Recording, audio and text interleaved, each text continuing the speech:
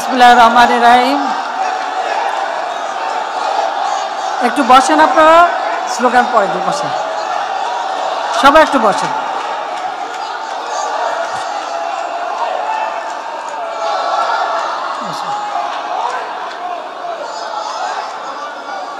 আজকের অনুষ্ঠানের সভাপতি, আমার সহকর্মীবৃন্দ,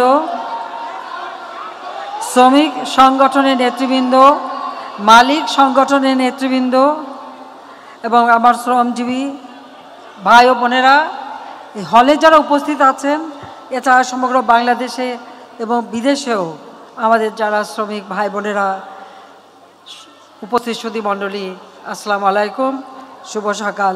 সকলকে আমার আন্তরিক অভিনন্দন জানাচ্ছি। আজকে মহান মে দিবস, এই মে দিবস উপলক্ষে আয়োজিত এই অনুষ্ঠান আমি পরম শ্রদ্ধা করে স্মরণ করছি সর্বকালের সর্বশ্রেষ্ঠ বাঙালি জাতির পিতা বঙ্গবন্ধু শেখ মুজিবুর রহমানকে, যিনি আমাদের স্বাধীনতা এনে দিয়েছেন এবং এই মে দিবস পালনের সুযোগ করে দিয়েছেন। মে দিবস শ্রমিকদের অধিকার আদায়ের জন্য সংগ্রামের একটি দিন। আপনারা জানেন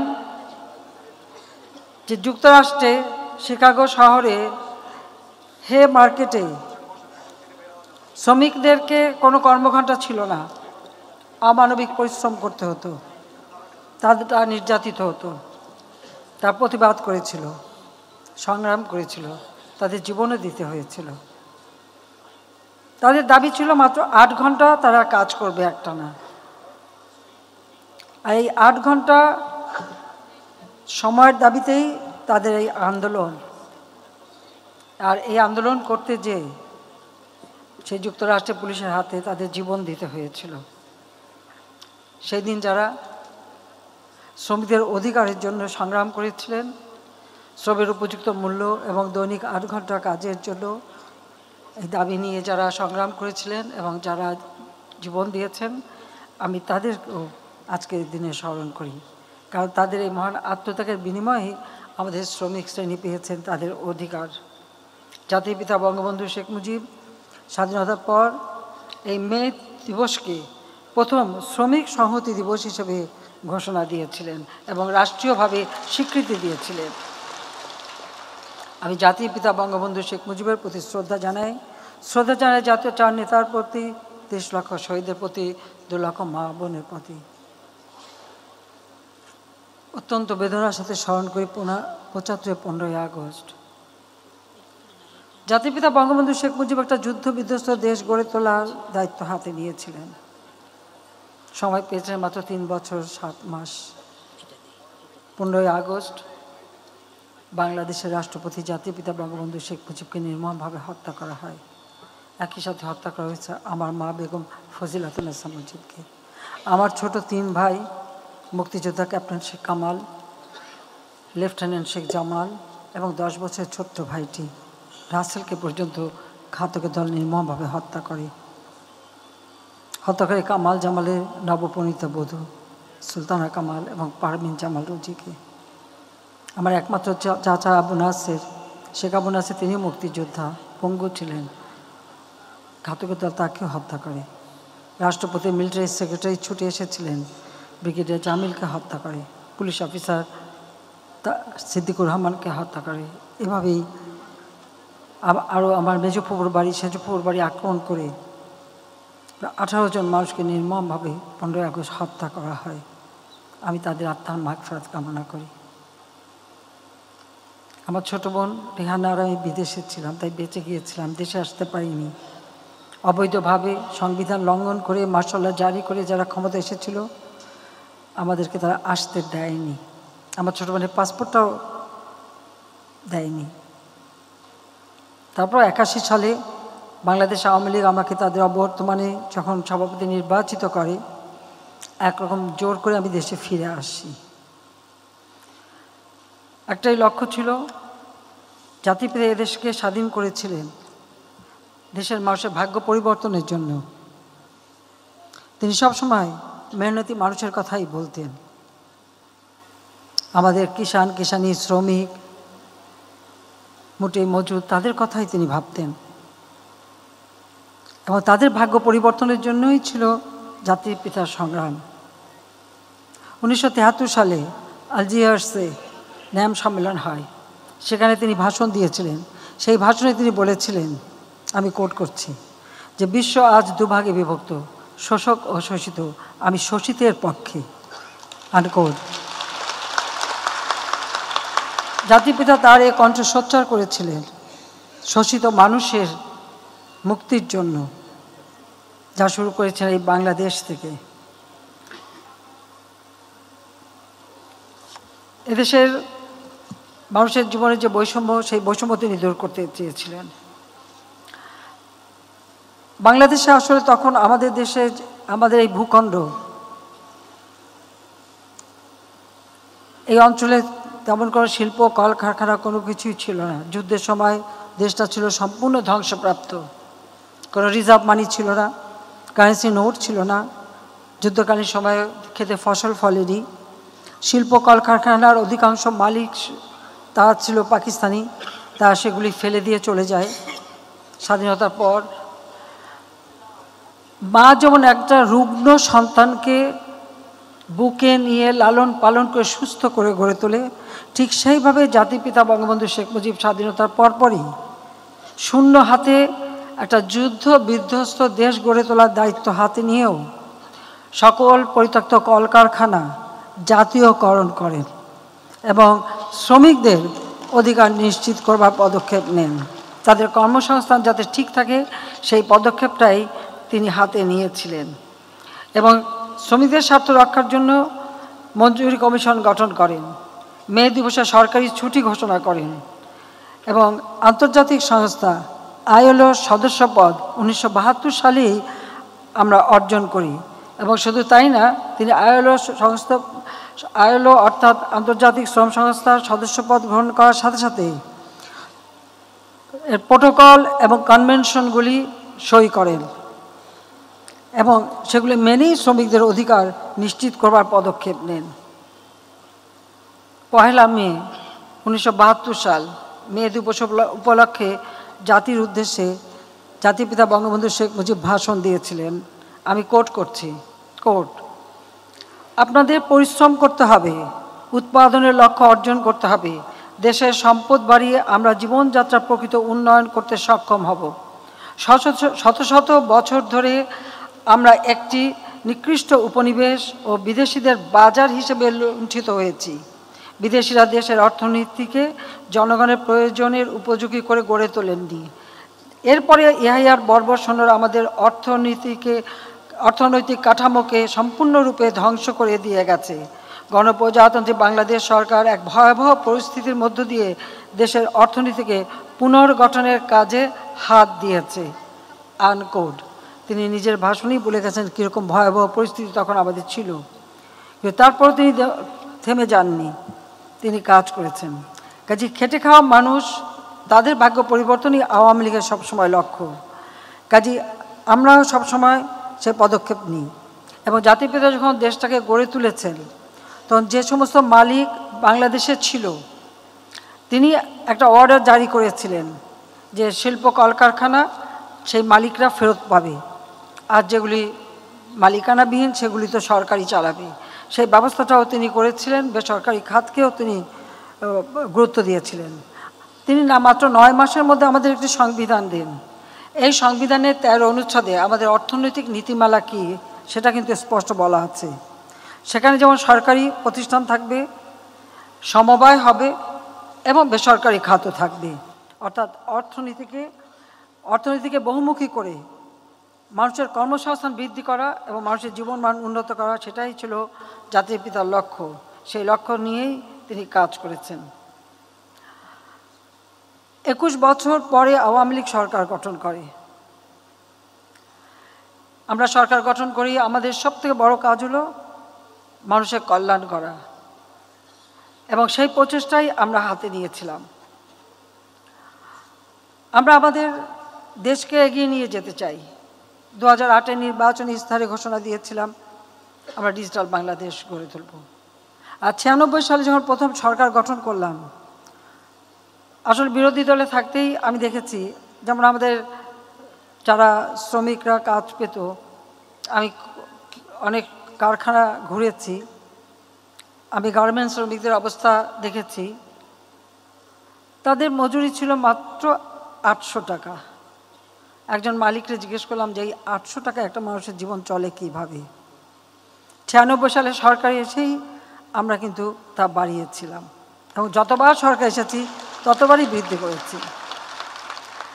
যে আমরা আমাদের যে লক্ষ্যটা, আমাদের শ্রমিক গোষ্ঠীকে আরও উপযুক্ত করে গড়ে তোলা, তাদের ট্রেনিংয়ের ব্যবস্থা করা এবং বিদেশে যারা যায় তাদেরও ট্রেনিংয়ের ব্যবস্থা, সেগুলো আমরা একে একে করে যাচ্ছি। এবং ইতিমধ্যে আমাদের শ্রম অধিদপ্তরের ট্রেড ইউনিয়ন রেজিস্ট্রেশন প্রক্রিয়া আবেদন গ্রহণ করতে শুরু করে রেজিস্ট্রেশন সনদ প্রদান সহ সকল কার্যক্রম অনলাইনে সম্পাদিত হচ্ছে। কারণ ডিজিটাল বাংলাদেশ করব ঘোষণা দিয়েছিলাম, আজকের বাংলাদেশ ডিজিটাল বাংলাদেশ। আমরা চাই আমাদের দক্ষ জনশক্তি গড়ে উঠুক। কারণ আমরা 8 নির্বাচনে ঘোষণা দিয়েছিলাম ডিজিটাল বাংলাদেশ আমরা করেছি, আর এবারে আমাদের ঘোষণা হচ্ছে 2041 সালের মধ্যে স্মার্ট বাংলাদেশ গড়ে তুলব। এই ক্ষেত্রে শিক্ষায় দীক্ষায় এবং ট্রেনিংয়ে, কারিগরি শিক্ষায় আমাদের কেউ পিছিয়ে থাকবে না, সেটাই আমাদের লক্ষ্য। আর শ্রমিকদের সব ধরনের সুযোগ সুবিধার জন্য ব্যাপক কর্মসূচিও আমরা বাস্তবায়ন করে যাচ্ছি। আমরা কলকারখানা এবং প্রতিষ্ঠানসমূহ পরিদর্শন এবং পরিদর্শনের পরবর্তীতে নোটিশ প্রদান, শ্রম আদালতে মামলা দায়ের, অভিযোগ ব্যবস্থাপনা, labour inspection management application lima এর মাধ্যমে আমরা ব্যবস্থা নিচ্ছি। কেউ যদি আমাদের শ্রমিকদের ন্যায্য পাওনা থেকে বঞ্চিত করে, সে যে যত বড়ই হোক না কেন, আন্তর্জাতিক খ্যাতি সম্পন্ন হলেও তাদেরকে আমরা ছাড়ি না, ছাড়ব না। শ্রমিকের পাওনা যথাযথভাবে পরিশোধ করতে হবে, তাদের ভালো মন্দ দেখতে হবে। আপনারা জানেন যে আমাদের শিল্প কলকারখানা যেমন গার্মেন্টস প্রায় আগুন লাগতো। এই আগুন কেন লাগে সেটাও যেমন আমরা খুঁজে বের করেছি, সেই সাথে সাথে আমাদের প্রত্যেকটা শিল্প কলকারখানা যেন আধুনিক হয়, অগ্নি নির্বাপক ব্যবস্থা থাকে, শ্রমিকের জীবনমান নিরাপদ থাকে, সেই পদক্ষেপ নিয়েছি। তার জন্য আমি বিশেষ প্রণোদনা দিয়েছি। আমি আলাদাভাবে সমস্ত অগ্নি নির্বাপক যন্ত্র থেকে শুরু করে ইন্ডাস্ট্রিগুলি যাতে গ্রিন ইন্ডাস্ট্রি হিসেবে গড়ে ওঠে, তার জন্য প্রতিটি যা যা প্রয়োজন ছিল সব কিছুর প্রতি ট্যাক্স তুলে দিয়ে সহজলভ্য করে দিয়েছিলাম, যাতে করে আমাদের শিল্প কলকারখানাগুলি নিরাপদ হয়। আজকে সারা বিশ্বে গার্মেন্টসের 10টি যদি হিসাব করা হয়, তো 10টির মধ্যে বলতে গেলে 10টি আছে বাংলাদেশে। এটাই হচ্ছে প্রায় 200-250 শিল্প কলকারখানা গ্রিন শিল্প কলকারখানা হিসেবে আমরা গড়ে তুলতে সক্ষম হয়েছি। আমরা শ্রমিক ভাই বোনদের যে কোনো সমস্যা সংক্রান্ত অভিযোগ গ্রহণ, অভিযোগ নিষ্পত্তি, প্রয়োজনীয় পরামর্শ প্রদানের জন্য সার্বক্ষণিক টোল ফ্রি হেল্পলাইন করা হয়েছে, যেটা হচ্ছে 16357 এই 16357 চালু হয়েছে। সেখানে যদি শ্রমিকদের কোনো অসুবিধা হয়, তারা টেলিফোন করলে সাথে সাথে তার যে কোনো সমস্যা পড়লে সেটা সমাধানের ব্যবস্থা নেওয়া হবে, সে ব্যবস্থা করা হয়েছে। এবং শিল্প কলকারখানা বিশেষ করে গার্মেন্টসের পরিদর্শনের জন্য পরিদর্শক এবং মনিটরিংয়ের ব্যবস্থা করা হয়েছে। শ্রম আইন 2006 সালে বিএনপি ক্ষমতায় থাকতে যখন এটা পার্লামেন্টে তোলা হয়, আমরা বিরোধী দল ছিলাম, আমরা অনেকগুলি সংশোধনী নিয়েছিলাম, তখন তারা একটা সংশোধনীও গ্রহণ করে নাই। কিন্তু আমরা যখন দ্বিতীয়বার সরকারে আসি, আমরা সেই শ্রম আইন সংশোধন করে শ্রম আইন সংশোধন আইন 2018 আমরা প্রণয়ন করেছি। এর মাধ্যমে কর্মক্ষেত্রে শ্রমিকদের সংগঠিত হওয়ার অধিকার যেমন সহজতর হয়েছে, তেমনি সামাজিক সংলাপকেও অগ্রাধিকার দিয়ে মালিক শ্রমিক সম্প্রীতি বজায় রাখার পথ সুগম হয়েছে। কারণ এটা বাস্তব যে যদি আমরা অর্থনীতিকে গতিশীল রাখতে চাই, আর আমাদের শিল্পের মালিকরাও যদি আরও বেশি মুনাফা করতে চান, তো শ্রমিকদের দিকে তো অবশ্যই তাদের দেখতে হবে। আজকের যে প্রতিপাদ্য বিষয়টা, শ্রমিক মালিক গর্ব দেশ, স্মার্ট হবে বাংলাদেশ, আমি মনে করি অত্যন্ত উপযোগী একটি প্রতিপাদ্য এবং আমরা সেটাই বিশ্বাস করি। আমরা বিদেশের বিভিন্ন খাতে কর্মরত শ্রমিকদের কল্যাণ নিশ্চিত করার জন্য বাংলাদেশ শ্রমিক কল্যাণ ফাউন্ডেশন তহবিল গঠন করা হয়েছে, যেখান থেকে প্রাতিষ্ঠানিক অপ্রাতিষ্ঠানিক যে কোনো খাতে নিয়োজিত শ্রমিক বা তাদের সন্তানের উচ্চশিক্ষার জন্য শ্রমিক কর্মরত অবস্থায় দুর্ঘটনাজনিত কারণে স্থায়ীভাবে অক্ষম হলে অথবা মৃত্যুবরণ করলে বা জরুরি ও দুরারোগ্য ব্যাধির চিকিৎসার জন্য আর্থিক সহায়তা প্রদান করা হয়। এর বাইরেও দুর্ঘটনা ছাড়াও আন্দোলনের নামে যখন বাসে আগুন, ট্রাকে আগুন, শ্রমিক সহ মানুষকে পুড়িয়ে মেরেছিল ওই বিএনপি জামাত জোট, প্রায় ৩,৮০০ বাস, ট্রাক, গাড়ি, রিক্সা, ভ্যান, সিএনজি, এমন কিছু নাই, ট্রেন, লঞ্চ, তারা আগুন দিয়েছে এবং জ্যান্ত মানুষ ওখানে পুড়ে মারা গেছে। আমি ক্ষমতায় ছিলাম, প্রত্যেকটা পরিবারকে আর্থিক সহায়তা দিয়েছি, প্রতিটি ক্ষতিগ্রস্ত মালিকদেরকে আমরা আর্থিক সহায়তা দিয়েছি। শুধু তাই না, রানা প্লাজায় যখন ধস হলো বা তানজির গার্মেন্টসে যখন আগুনে পড়লো, প্রতিটি পরিবারকে আর্থিক সহায়তা দিয়েছি, চিকিৎসার ব্যবস্থা করেছি, বিনা পয়সায় চিকিৎসা দিয়েছি। আমাদের শ্রমিকদের কল্যাণ দেখা, এটা আমাদের আওয়ামী লীগের। আমাদের রপ্তানিমুখী গার্মেন্টস শিল্পের কর্মরত শ্রমিক কর্মচারীদের সার্বিক কল্যাণেও একই সেবা দিতে গঠন করা হয়েছে কেন্দ্রীয় তহবিল। কর্মক্ষেত্রে দুর্ঘটনাজনিত ক্ষতিপূরণ স্কিম EIS চালুর মাধ্যমে কর্মক্ষেত্রে পেশাগত দুর্ঘটনা, অসুস্থতার ক্ষতিগ্রস্ত শ্রমিকদের চিকিৎসা পুনর্বাসন সেবা দেওয়ার পাশাপাশি আর্থিক ক্ষতিপূরণও দেওয়া হচ্ছে। পাশাপাশি রপ্তানিমুখী শিল্পের কর্মহীন ও দুস্থ শ্রমিকদের সর্বোচ্চ 3 মাসের নগদ আর্থিক সহায়তা প্রদানমূলক সামাজিক সুরক্ষা কার্যক্রমও চলমান রয়েছে। আমাদের সরকার বাংলাদেশ শ্রম বিধিমালা 2015 প্রয়োজনীয় সংশোধন এনে 2022 সালে সংশোধিত শ্রম বিধিমালা প্রণয়ন করেছে। শ্রমিক কল্যাণ জোরদারকরণে জাতীয় শ্রমনীতি 2012 যুগোপযোগী করারও পদক্ষেপ আমরা গ্রহণ করেছি। শ্রম আইনের আলোকে শ্রমিক ও মালিকের মধ্যকার অমীমাংসিত শিল্প বিরোধ মীমাংসা বিচার বিভাগীয় কার্যাবলী দ্রুত সম্পন্ন করার জন্য পূর্বের 7টি শ্রম আদালতের সাথে নতুন আরও 6টি শ্রম আদালত প্রতিষ্ঠার মাধ্যমে দেশে মোট শ্রম আদালত এখন 13টিতে উন্নীত করা হয়েছে এবং শ্রমিকরা যে কোনোভাবে তারা বঞ্চিত হলে সেখানে তারা মামলা করতে পারে, নালিশ করতে পারে, সেই সুযোগটা তাদেরকে দেওয়া হচ্ছে। 2009 সালে আওয়ামী লীগ সরকার রাষ্ট্র পরিচালনার দায়িত্ব পেয়ে 2010 সালে RMG সেক্টরে শ্রমিকদের নিম্নতম মজুরি, যেটা আমি সেই প্রথমবার যখন সরকার 96 সালে তখন 800 টাকা থেকে 1600 টাকা করেছিলাম, কিন্তু দুর্ভাগ্যের বিষয় 2001-এ আমরা সরকারে আসতে পারিনি, বিএনপি জামাত জোট ক্ষমতা এসে ওটা স্থগিত করে রেখেছিল। 2006 সালের দিকে শ্রম আইন করার পরে তারা ওটা 1600 টাকা করে। আমি যখন 2009-এ সরকার গঠন করলাম তখন দেখলাম যে 1662 টাকা মাত্র তারা মজুরি পায়, সেটাকে 800 টাকা থেকে 1600 টাকা। আমরা তখন আমাদের সত্যি কথা বলতে আমি নিজে তখন উদ্যোগ নিয়েছিলাম, মালিকদের সাথে ডেকে কথা বলেছিলাম এবং তাদের সাথে পরামর্শ করে আমরা শ্রমিকদের মজুরি 1600 টাকা থেকে 3200 টাকায় বৃদ্ধি করি। 2013 সালে অর্থাৎ একই টার্মে পুনরায় আবার আমরা শ্রমিকদের মজুরি 5300 টাকায় বৃদ্ধি করেছিলাম।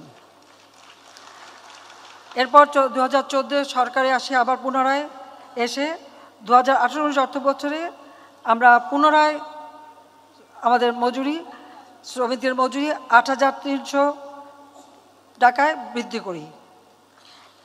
এরপরে 2023 সালে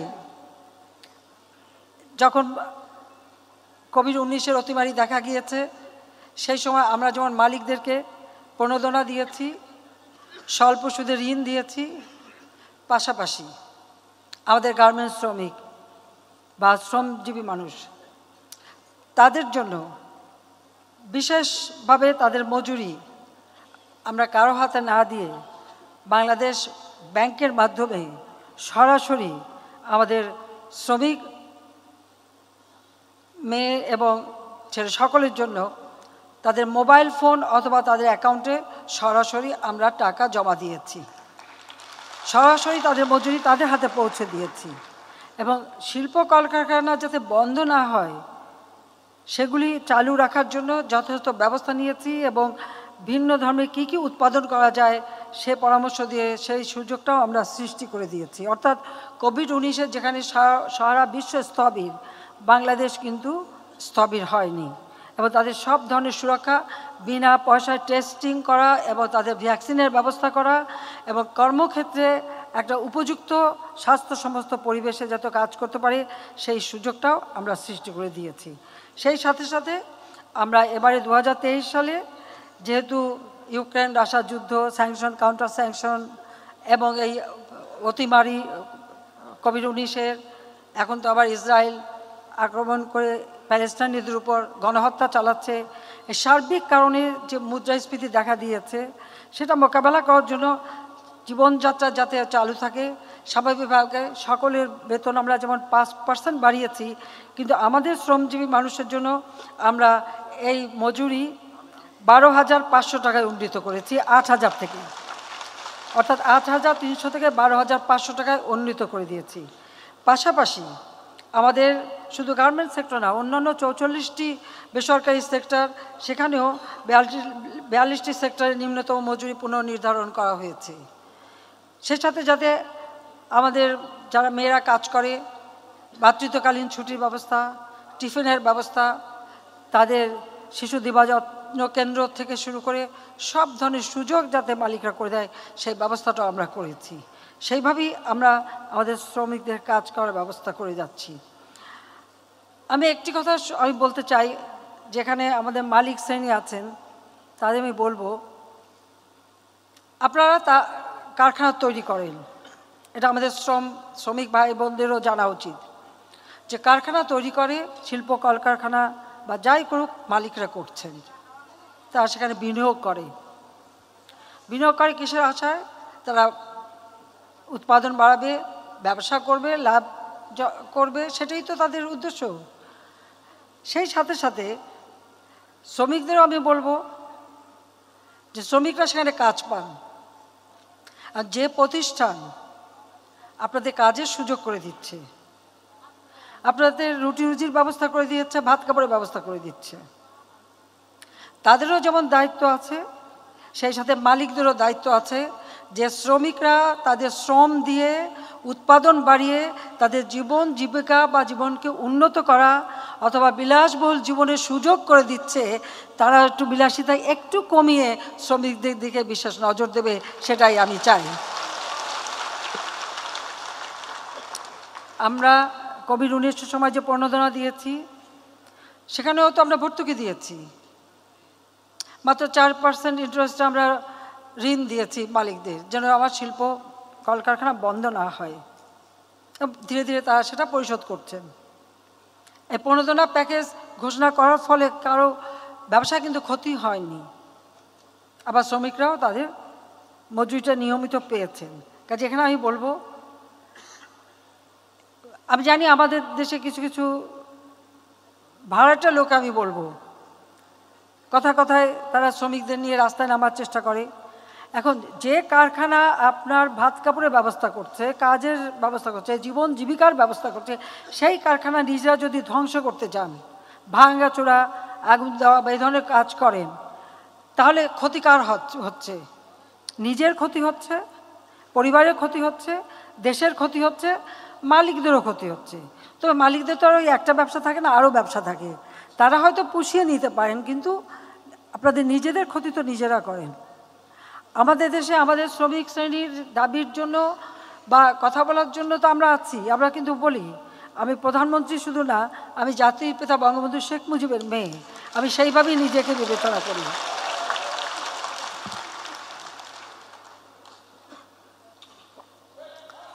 আপনাদের কোনো অসুবিধা যদি হয়, আমি জানি আমার দুয়ার খোলা, আপনারা যোগাযোগ করতে পারেন, আপনাদেরও, কারণ আমাদেরও শ্রমিক সংগঠন আছে, কাজে সেগুলো আমরা দেখব। তবে এটা মাথায় রাখতে হবে, আমরা আমাদের কিষাণী তাদেরও কর্মসংস্থান, তাদেরও জীবন জীবিকার ব্যবস্থা, এমনকি বর্গা চাষিদের আমি উদ্যোগ নিয়ে বিনা জামানতে ঋণের ব্যবস্থা করে দিয়েছি। 96 সালে যখন সরকারে 98 সালে ভয়াবহ বন্যা হলো, তারপর থেকে আমি বর্গা চাষিদেরকে বিনা কোনো জামানত লাগবে না, বিনা জামানতে কৃষি ব্যাংকের মাধ্যমে তাদেরকে আমরা কৃষি ঋণ দিই। শিশু শ্রম বন্ধ করবার জন্য আইন করে শিশুদের লেখাপড়া যাতে হয় সে ব্যবস্থা আমরা করে দিয়েছি। শিশু শ্রম যে সমস্ত শ্রমে শিশুদের ক্ষতি হতে পারে সেগুলি যাতে তারা না করতে পারে সেই ব্যবস্থাও আমরা নিয়েছি। আজকে আমার ৯৮% শিশুরা স্কুলে যাচ্ছে, আমরা তাদের বৃত্তি দেই, আমরা তাদের খাবারের ব্যবস্থা করি, বিনা পয়সায় বই দেই, সাথে সাথে কারিগরি শিক্ষা ভোকেশনাল ট্রেনিংয়েরও ব্যবস্থা আমরা করে দিচ্ছি যেন কর্মক্ষেত্রে তারা সুযোগ পায়। এবং কর্মসংস্থান বাড়ানোর জন্য ব্যাপক হারে বেসরকারি খাতকে উন্মুক্ত করে দিয়েছি, যেটা আগে ছিল না। আওয়ামী লীগ আসার পরে আমরা করেছি যাতে আরও কর্মসংস্থার ব্যবস্থা হয়। আজকে আমাদের বেকারের সংখ্যা 3% নেমে এসেছে, যা প্রায় 2-3 গুণ বেশি ছিল। আর এখনও সেই কাজ শুরু, কর্মসংস্থান ব্যাংক করে দিয়েছি, যে কোনো যুবক সেখানে বিনা জামানতে ঋণ নিতে পারে, নিয়ে নিজের ব্যবসা বাণিজ্য করতে পারে, সেই সুযোগটা আমরা তৈরি করে দিয়েছি। কাজেই শুধু আমি এটাই বলবো যে কোনো সমস্যা হলে সেটা বলবেন, কিন্তু কারো প্ররোচনায়, কারো উস্কানিতে নিজের রুটি রুজি যেখান থেকে আসবে, ভাত কাপড় আসবে, কর্মসংস্থান হবে, সেটাকে যেন কোনো রকম ধ্বংস করা না হয়, সেটা আপনারা অবশ্যই যত্নবান হবেন। আর মালিকদেরও বলবো যে আপনারাও আপনাদের বিলাসিতার কিছু অংশ ছেড়ে দিয়ে শ্রমিকদের কল্যাণে দেখবেন। আর যারা আমাদের গার্মেন্টস ক্রয় করে, আন্তর্জাতিক পর্যায়ে যারা আমাদের গার্মেন্টস ক্রয় করে বা আমাদের উৎপাদিত পণ্য ক্রয় করে, তাদেরকেও বলবো, এখন তো সব জায়গায় ইনফ্লেশন বেড়ে গেছে, জিনিসের দাম বেড়ে গেছে, একটা পিস গার্মেন্টস তৈরি করতে খরচও বেড়ে গেছে। তো সেটা বিবেচনা করে যারা বায়ার, তারা যদি একটু মূল্যটা বাড়িয়ে দেয়, তাহলে আমি মালিকদের উপরে আরও চাপ দিতে পারি আমাদের শ্রমিকদের সুবিধা দেওয়ার জন্য। আমি আশা করি আইএলও শুধু শ্রমিকদেরটা দেখতে গেলে সাথে সাথে এই মালিকদের বিষয়টাও দেখবে, এটাও যেন হয়। আমাদের কর্মক্ষেত্রে পৃথিবীর অনেক দেশে আছে, অনেক উন্নত দেশেও নারীরা কিন্তু সমমজুরি পায় না, বাংলাদেশে নারীরা সমান মজুরি পায়। আজকে আমাদের কর্মজীবীর সংখ্যা মহিলাদের 43.41 ভাগে বৃদ্ধি পেয়েছে, যা ছিল মাত্র 22.81 ভাগ। আমরা কিন্তু সেটা বৃদ্ধি করে দিয়েছি। এখন মেয়েরা সর্বক্ষেত্রে কাজ করতে পারে, সেই সুযোগ আমরা সৃষ্টি করে দিয়েছি। তাদের নিরাপত্তার ব্যবস্থা আমরা করেছি। সেই সাথে আমাদের যেমন গার্মেন্টসের মেয়েদের থাকার জন্য ডরমেটরি তৈরি করে দেওয়া, তাদের জন্য হোস্টেলের ব্যবস্থা, শ্রমজীবী কর্মজীবী মেয়েদের হোস্টেলের ব্যবস্থা, তাদের নিরাপদ আবাসনের ব্যবস্থা, সেটা আমরা শুধু ঢাকা শহর না, পর্যায়ক্রমে প্রত্যেকটা বিভাগ জেলা পর্যায় পর্যন্ত আমরা তৈরি করে দিচ্ছি। আর দক্ষতা উন্নয়নে যাতে তাদের ভালোভাবে ট্রেনিং পায় সে ব্যবস্থা আমরা করেছি।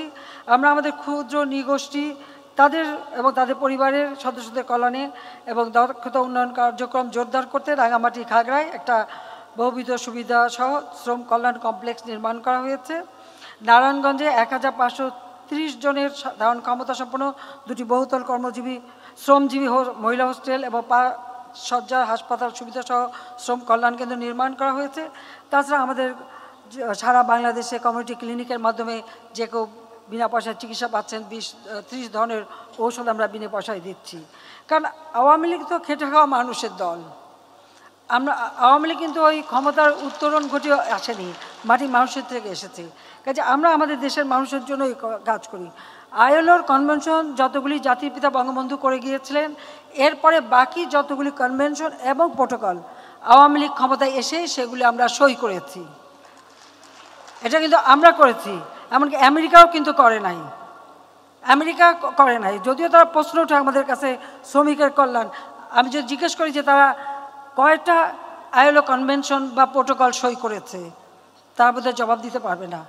খুব বেশি হলে বোধহয় 2টো করেছে, তার বেশি না। আর সেখানে যদি কেউ আন্দোলন করে সাথে সাথে চাকরি শেষ। আর আমরা আন্দোলন করলে তাদের সাথে বসি, কথা বলি, সমস্যাগুলি সমাধান করি। এখানেই বিরাট তফাৎ। সেই জন্য আমাদের উপর অনেক খবরদারি করার চেষ্টা করা হয়। আমাদের জুট মিলগুলি বহু বছরের পুরনো, কোনোটা 54-56 সালে, কোনোটা 60 সালে এরকম করা, সেগুলি লাভবান হচ্ছিল না, কিছুতেই ওগুলি চালানো যাচ্ছিল না। আমরা এর আগেও বহুবার গোল্ডেন হ্যান্ডশেক হয়েছে, কিন্তু আমি আসার পরে আমি ঠিক করলাম যে না, এভাবে কারখানা চলবে না। কিন্তু পাট আমাদের কৃষি পণ্য, আবার আমাদের শিল্প পণ্য, পরিবেশ বান্ধব পণ্য। কাজে পাট গবেষণা করে আমরা পাটের জন্মরহস্য আবিষ্কার করেছি, জুট জিনোম আবিষ্কার করেছি। কাজে পাটকে আমাদের বাঁচিয়ে রাখতে হবে। আমরা শ্রমিকদের গোল্ডেন হ্যান্ডশেক দিয়েছি, প্রত্যেকের টাকা যার যার নিজের অ্যাকাউন্টে, এবং অনেক টাকা পেয়েছেন একসাথে, সব টাকা একসাথে না দিয়ে আমরা অর্ধেকটা পারিবারিক সঞ্চয়পত্র করে দিয়েছি, যে সঞ্চয়ের মাধ্যমে মাসে 11% উপর তারা মুনাফা পায়। আর বাকি কিছু টাকা হাতে দিয়েছি, কারণ আমি জানি নগদ টাকা হাতে পেলেই সব টাকা খরচ হয়ে যাবে। সেই জন্য তাদের সুরক্ষা দেওয়ার জন্য এই পারিবারিক সঞ্চয়পত্র করে কোনো শ্রমিক বাদ নেই, প্রত্যেককে আমরা দিয়ে দিয়েছি। তার পাওনা কড়াই ঘন্টা হিসাব করে সরাসরি ব্যাংকের মাধ্যমে তাদের অ্যাকাউন্টে জমা হয়ে গেছে। তাদেরকে একদিকে পারিবারিক সঞ্চয়পত্র, অপরদিকে কিছু নগদ টাকা দিয়েছি। আমরা এখন সেই জুট মিলগুলি সব বেসরকারি খাতে দিয়েছি, যেন দেশি বিদেশি বিনিয়োগের মাধ্যমে উন্নত মানের পণ্য উৎপাদন হয়। অনেকগুলি ইন্ডাস্ট্রি এখন চালু শুরু হয়ে গেছে। যারা চালু করেছে আমাদের অনেক শ্রমিক কিন্তু আবার পুনরায় সেখানে কাজ পাচ্ছে, অনেকেই চাকরি পাচ্ছে, সে ব্যবস্থাটাও করে দিয়েছে। এবং যখন দিয়েছি তাদের এটাই বলেছি, যারা দক্ষতা অর্জন করেছে জুট মিলে কাজ করে, তারাই আপনাদেরকে ভালো রেজাল্ট দিতে পারবে। এবং অনেকেই কিন্তু আমাকে ইতিমধ্যে বলেছে, আমি জানি যে তারা অনেকে এই ধরনের জুট মিলে তারা কাজ দিচ্ছে। কাজে আমরা সবসময় শ্রমিকদের কল্যাণটাই দেখি, আমার কিষাণী শ্রমিক সকলের কল্যাণ দেখা, এটাই আমাদের লক্ষ্য। আজকে মে দিবসে আমি এটাই চাই যে আমি শ্রমিক মালিক সবাইকে একটা সুসম্পর্ক বজায় রেখে উৎপাদন বৃদ্ধির জন্য আবেদন জানাচ্ছি। আপনারা জানেন স্বাধীনতার পর দেশকে অর্থনৈতিক মুক্তির জন্য জাতির পিতা বঙ্গবন্ধু শেখ মুজিব এই বাংলাদেশ আওয়ামী লীগকে কৃষক শ্রমিক আওয়ামী লীগ হিসেবে প্রতিষ্ঠা করেছিলেন। যদিও এটা বাকশাল নামে গালি দেওয়া হয়, মূলত এটা ছিল কৃষক শ্রমিক আওয়ামী লীগ। অর্থাৎ শ্রমিক কৃষক তাদের মূল্যায়ন করে, তাদের ভাগ্য পরিবর্তন করে অর্থনৈতিক সমৃদ্ধি অর্জন, উৎপাদন বৃদ্ধি করা, অর্থনৈতিকভাবে বাংলাদেশকে স্বাবলম্বী করা, এটাই ছিল তার একমাত্র উদ্দেশ্য। কাজে সেই ক্ষেত্রে আমি এটুকু বলবো যে আমাদেরকেও, আমি আবারও বলবো, আমাদের মালিক শ্রমিক এখানে সবাই আছেন, দেশটা আমাদের সকলের। এদেশ যত উন্নত হবে, দেশের মানুষ ক্রয় ক্ষমতা বাড়বে, আমাদের কারখানার মালিকরা তারা নিজস্ব বাজার পাবে, তাদের উৎপাদনও বৃদ্ধি পাবে, তারাও লাভ করতে পারবে, আবার আমাদের শ্রমিকরাও কাজ পাবে। কাজে সেখানে উভয়ে এক হয়ে কাজ করতে হবে। আর কোনো সমস্যা হলে অবশ্যই সে সমস্যার সমাধানে যা যা করণীয় সেটা আমরা করব। এটা আমাদের জাতির কাছে দেওয়া ওয়াদা, সেটা আমরা করে যাচ্ছি, করে যাব। এর জন্য দুয়ারে দুয়ারে কারো দুয়ারে ধর্ণা দেওয়ার দরকার নেই। দেশ আমাদের, এদেশের মাটি মানুষকে আমরা চিনি, নদী নালা খাল বিল আমরা চিনি। এদেশের মানুষের ভাগ্য কিছু পরিবর্তন হয় আমাদের থেকে ভালো আর কেউ জানবে না, এটাই হচ্ছে বাস্তবতা। কাজে আসুন সকলে মিলে আমরা কাজ করি, আমার এই দেশটাকে আমরা এগিয়ে নিয়ে যাই। যে স্বপ্ন জাতির পিতা দেখেছিলেন, ক্ষুধা দারিদ্র্যমুক্ত উন্নত সমৃদ্ধ দেশ গড়া, আমরা সেইভাবে আমাদের দেশকে গড়তে চাই। কাজে সেই ক্ষেত্রে সকলকে এক হয়ে কাজ করার আমি আহ্বান জানাচ্ছি। যার যে সমস্যা অবশ্যই সে সমাধান আমরা ব্যবস্থা করে দেব। আমরা চাই আমাদের শ্রমিকরা নিরাপদে কাজ করবেন এবং সুষ্ঠু পরিবেশে কাজ করবেন এবং তাদের জীবনমানও উন্নত হবে, এটাই আমাদের লক্ষ্য। এখানে কোনো বৈষম্য থাকবে না, বৈষম্যহীন একটা সমাজ ব্যবস্থা আমরা গড়ে তুলতে চাই। অসাম্প্রদায়িক চেতনায় বাংলাদেশকে গড়তে চাই, যেটা জাতির পিতার স্বপ্ন ছিল, সেই স্বপ্ন আমরা বাস্তবায়ন করে চাই। আমি জাতির পিতা বঙ্গবন্ধু শেখ মুজিব ৭২ সালের মে দিবসের আরেকটি কোট দিয়ে আবার বক্তব্য শেষ করছি। কোট, বঙ্গবন্ধু বলেছিলেন, কোট, সমৃদ্ধির পথে কোনো সংক্ষিপ্ত রাস্তা নাই। শতাব্দী শোষণের পুঞ্জীভূত সমস্যা আমাদের সামনে জড়ো হয়ে রয়েছে। এগুলি সমাধানের উদ্দেশ্যে কঠোর পরিশ্রম ও আত্মত্যাগের জন্য প্রস্তুত থাকতে হবে। তাহলেই আমরা আমাদের স্বপ্নের সোনার বাংলা গড়ার ভিত্তি গড়ে তুলতে পারব। আমাদের ভবিষ্যৎ বংশধররা শান্তি ও সমৃদ্ধির মধ্যে সেখানে বসবাস করতে পারবে। খোদা আমাদের সহায় আছেন। আনকোট। আমি এটাই বলতে চাই যে আমাদের দেশকে আমরা এগিয়ে নিয়ে যাব। আজকে আমরা উন্নয়নশীল দেশের মর্যাদা পেয়েছি। 2026 সাল থেকে আমাদের যাত্রা শুরু হবে। আমাদের অনেক পরিশ্রম করতে হবে, উৎপাদন বাড়াতে হবে। ইতিমধ্যে ঘোষণা দিয়েছি 1 ইঞ্চি জমি যেন অনাবাদি না থাকে। যার যেখানে যতটুকু জমি আছে আমরা আবাদ করব, নিজেদের খাদ্য সংস্থা নিজেরা করব, লাগলে অন্যকে সহযোগিতা করব, কিন্তু কারো কাছে হাত পেতে চলবো না। জাতির পিতা বলেছেন, ভিক্ষুক জাতির ইজ্জত থাকে না। জাতিপিতা বঙ্গবন্ধু শেখ মুজিব বলেছেন, ভিক্ষুক জাতির ইজ্জত থাকে না। আমরা বিশ্ব দরবারে আজকে যে সম্মান আমরা অর্জন করেছি, আজকে উন্নয়নের রোল মডেল হিসেবে বাংলাদেশ প্রতিষ্ঠা লাভ করেছে, আমরা সেই ধারা অব্যাহত রেখে বিশ্ব দরবারে মাথা উঁচু করে চলবো, কারো কাছে হাত পেতে নয়। আমাদের শ্রম আর আমাদের মাটি মানুষ দিয়েই আমরা দেশকে এগিয়ে নিয়ে যাব। প্রচণ্ড গরম পড়েছে, সবাই সাবধানে থাকবেন, প্রচুর পানি খেতে হবে এবং একটু সাবধানে চলাফেরা করতে হবে। বেশিক্ষণ রোদের জন্য মানে তেতে পুড়ে না যান, সেদিকে নিজের স্বাস্থ্যের দিকে নিজেরা নজর রাখবেন। সবাইকে ধন্যবাদ। জয় বাংলা, জয় বঙ্গবন্ধু। বাংলাদেশ চিরজীবী হোক। ধন্যবাদ মাননীয় প্রধানমন্ত্রী।